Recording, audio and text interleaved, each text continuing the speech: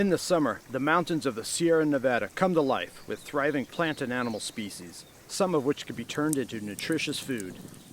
But survival in these mountains is not so easy, especially when traveling with just primitive gear.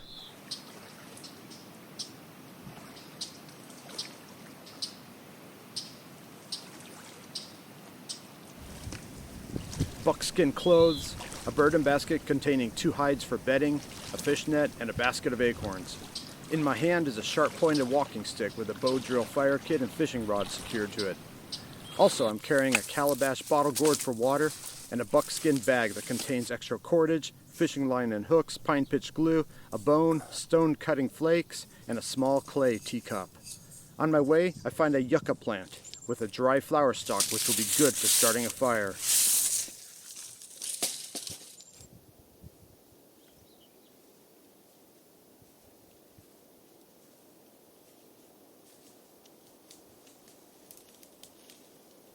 At over 7,000 feet in elevation, the night is going to get cold, and I'm going to need a shelter and fire. After examining a few potential sites, I find one that is ideal.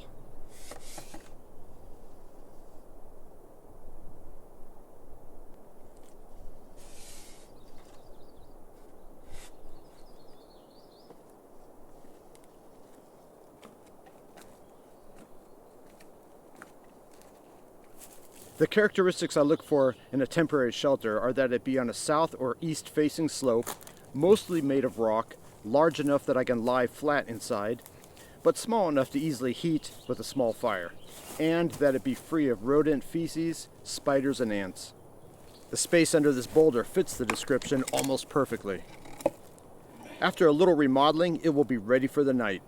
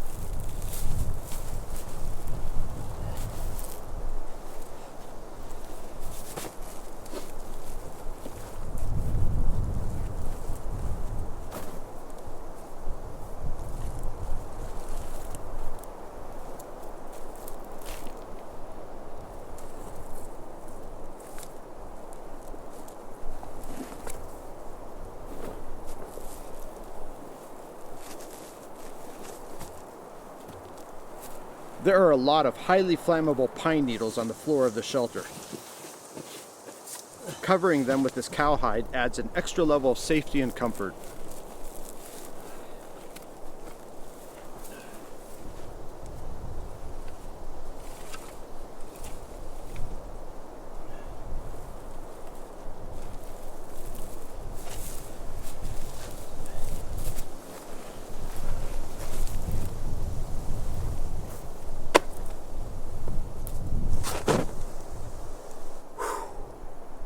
Earthworms can be found in soil that's rich in organic matter, even at high altitudes. Small creeks like this one are home to small trout, however they are easily frightened. A stealth approach greatly increases the chances of hooking one.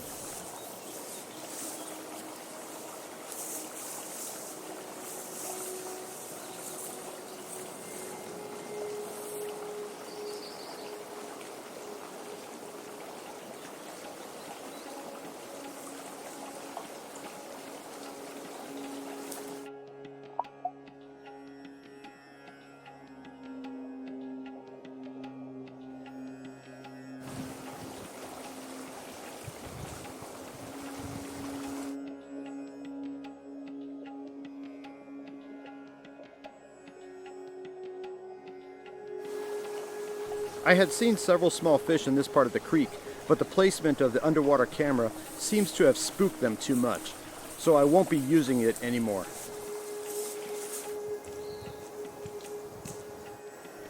Trout are known to be more line shy than other species.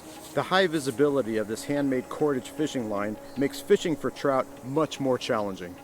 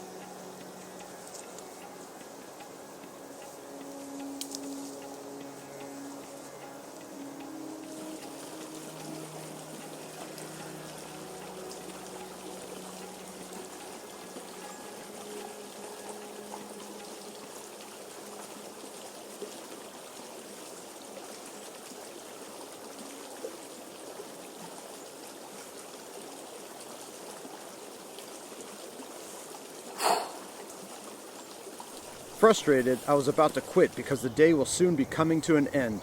But after a few hours of failing to even get a single bite, a small trout dares to be different from the rest and makes the fatal mistake.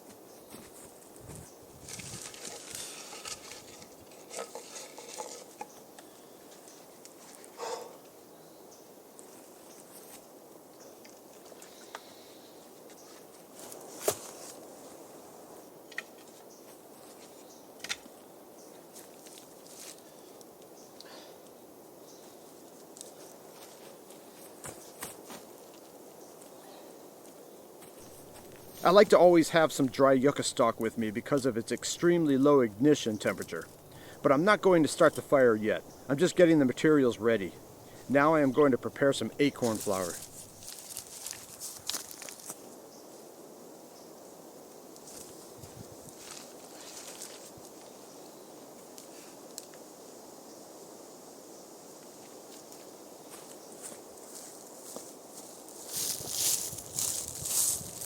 The snow plant is a parasitic plant that acquires sustenance from mycorrhizal fungi that grow underground on tree roots.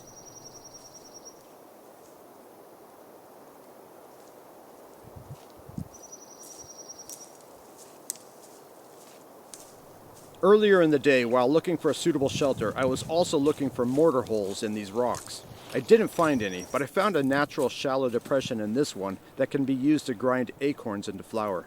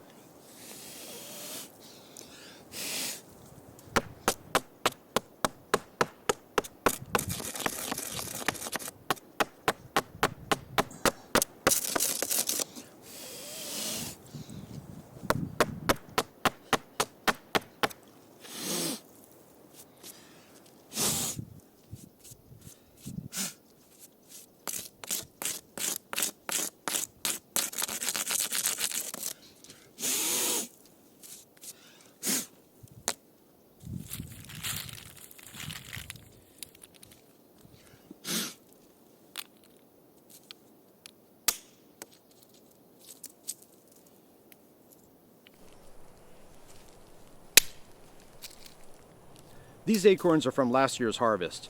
Acorns don't keep well, and many of them have rotted.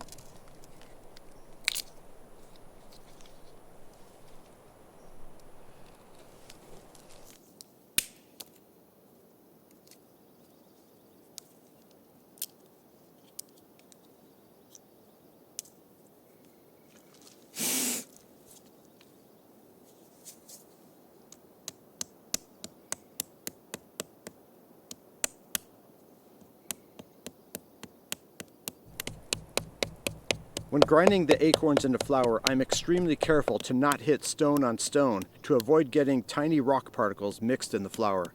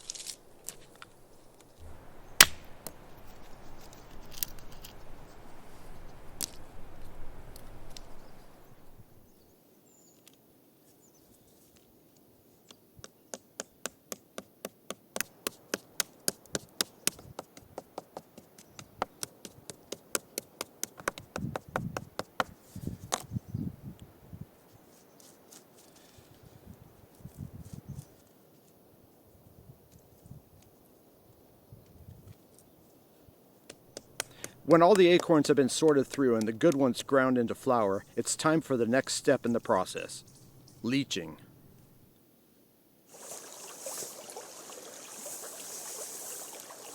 Most acorns are loaded with extremely bitter tannins that must be removed before using them for food. One effective technique to wash away the bitter tannins is to rinse the flour in a slow-moving stream for several hours. A tightly woven basket like this one made of coiled rush stems is needed to contain the flour. A small rock placed inside will keep it in place. In the morning, this should be ready to eat.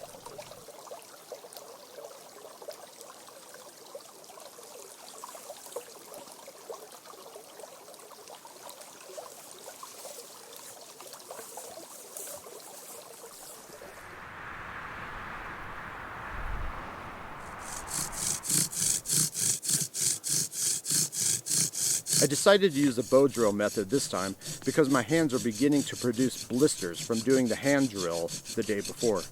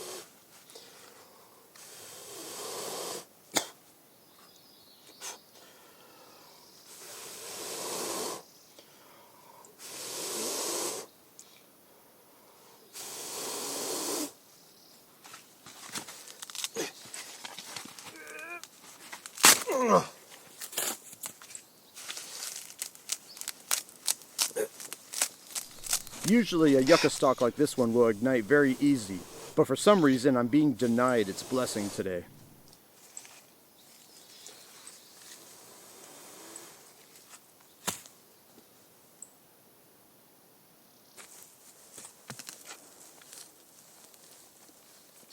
Failure is a very real part of life, but I can't afford to fail many more times because the cold darkness of the night is quickly approaching.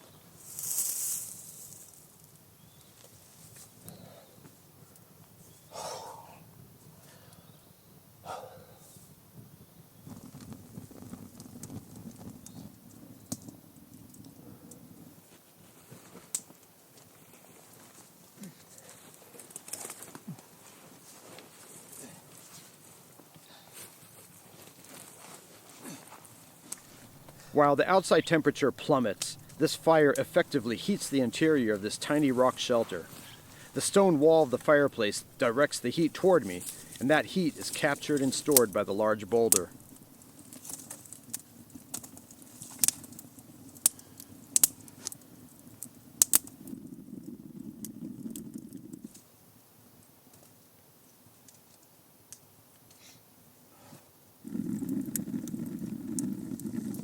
A full moon, cold night, warm fire, and fresh trout roasting on a rock. Here I am alone in a vast forest, tucked in for the night in a crack between the earth and rock. Poor by worldly standards, but blessed to be in the protection of the Almighty. The cycle of life is so evident out here. Life is sustained by consuming other forms of life, an endless cycle that connects all life.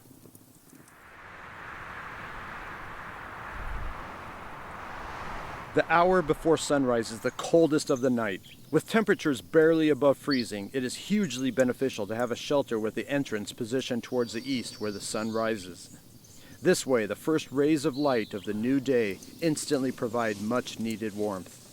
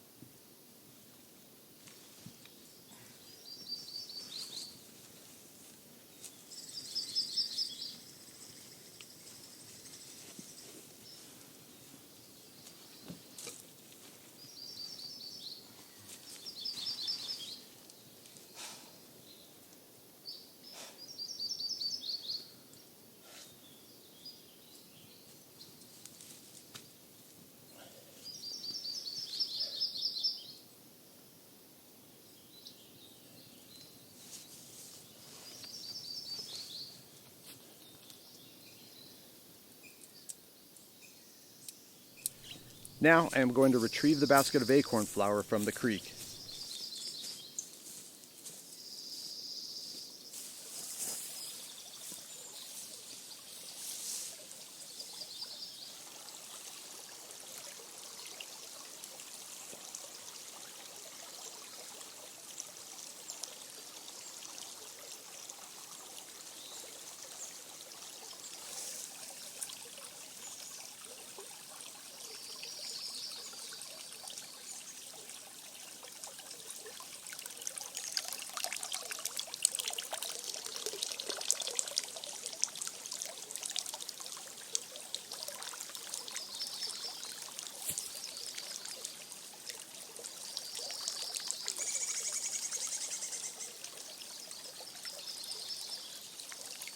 It needs a few more hours of soaking, but it's actually not bad.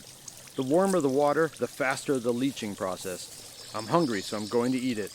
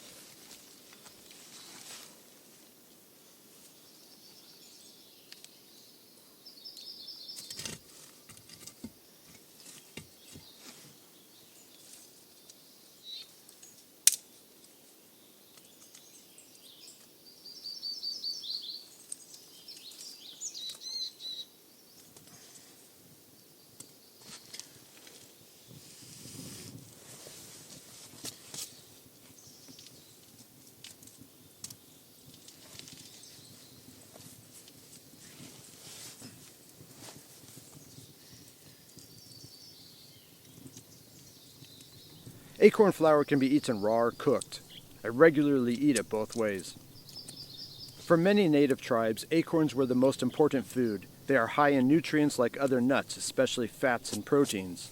They can be leached whole, dried and stored, ground into flour, cooked as a mush with meat, mixed with other flours and formed into cakes and cookies, or the flower mixed into a beverage and consumed like a smoothie.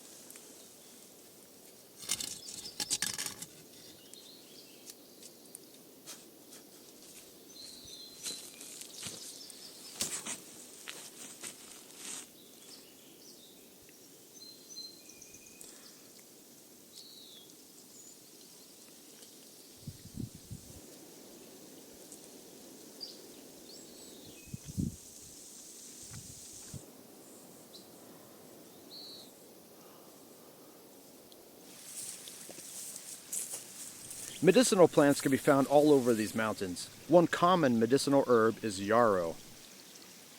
It has traditionally been used both internally and topically to treat a wide range of ailments. This morning, I want to enjoy a hot yarrow tea to warm myself up.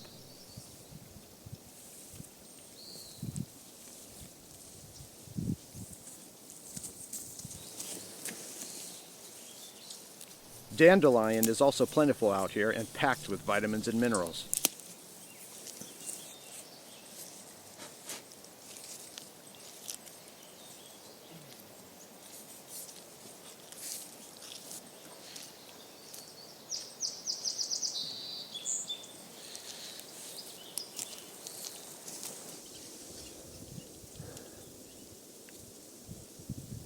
This little clay cup I made is perfect for preparing small servings of tea or boiling small quantities of questionable water in an emergency. It is small enough that it can be worn around the neck or carried in a small bag.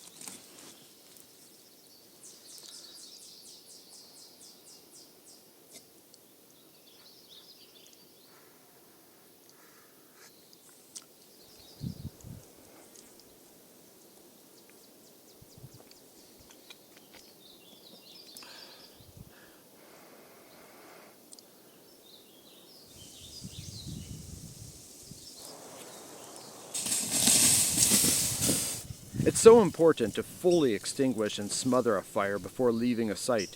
If a tree branch with dry pine needles were to fall on hot embers and ignite, the whole forest could go up in flames.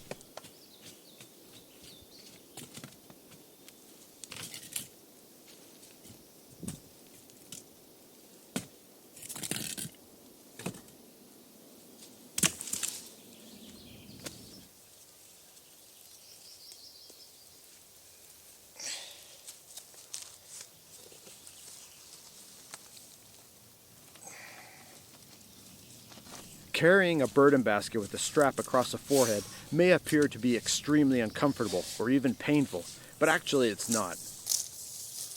The neck becomes strong from the process, and it also prevents shoulder and spine discomfort, often associated with wearing backpacks with shoulder straps. Both ways have their pros and cons.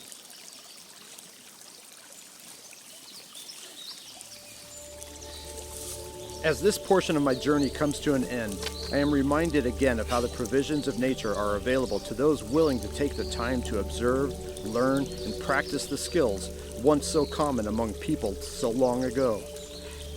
While people trapped in the delusions of the modern world fear even the idea of drinking wild water, I crave and seek it because living water gives life. In this world, there is both life and death, hot and cold, dark and light. You can't have one without the other. Risk is inevitable, But blessing cannot be achieved without taking steps of faith. Fear is mostly an illusion, an invention of the mind. Only a person who has taken the risks and spent a great deal of time immersed in the wilderness can understand what I am saying. This is the life of a wandering soul.